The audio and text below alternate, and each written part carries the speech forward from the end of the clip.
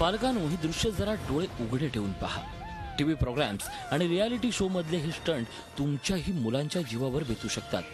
कांजूरमार्ग मधल्या सोहम मोरे या अवघ्या 11 वर्षाच्या चिमुकल्याचा असाच जीव गेला.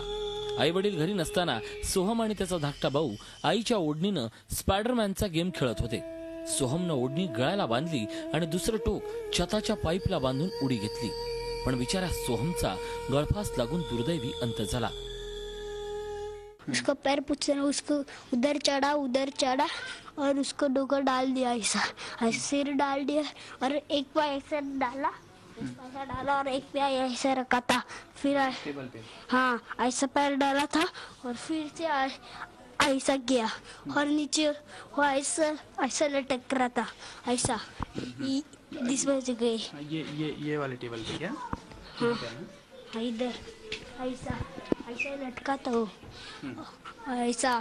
और उसको ऐसे फेस आया, ऐसा उसने सू किया नीचे. तर नाशिकमध्ये क्राईम सिरियल पाहून एका 17 वर्षाच्या मुलानं चक्क आपल्या मित्राचं अपहरण केलं. 20 लाखाची खंडणी मागितली आणि मोहितेश बाविस्कर नावाच्या मित्राचा खूनही केला. 19 वर्षाच्या आकाश प्रभू नावाच्या मित्राच्या मदतीनं त्यानं मोहितेशला दगडानं ठेचून ठार केलं. हा सगळा प्लॅन क्राईम स्टोरी पाहून आखल्याचं त्यानं कबूल केलंय.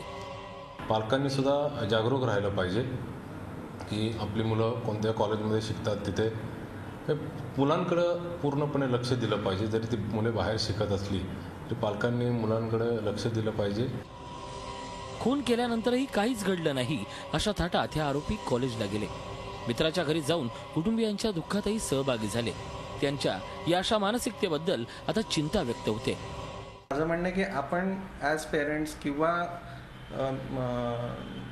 पब्लिक म्हणून जर असं काही दिसत असेल, आपले फ्रेंड्स असतील, कोणी ओळखीचे असतील, तर लगेच ते त्यांच्या ओळखीच्या लोकांना किंवा पेरेंट्सना सांगणं गरजेचं आहे. कारण नक्कीच हे कुठेतरी योग्य नाही होते. तर आपण थोडं सतर्क राहावं हे मला असं वाटतं की बेटर राहील. ही रियालिटी पाहता आता पालकांनीच मुलांना मार्गदर्शन करण्याची गरज आहे. तुमची मुलं करतात काय हे पाहण्याची जबाबदारी आता पालकांचीच असणार आहे. प्रशांत अंकुशराव सह योगेश खरे, झी मीडिया, नाशिक. झी 24 तास रहा एक पाऊल पुढे.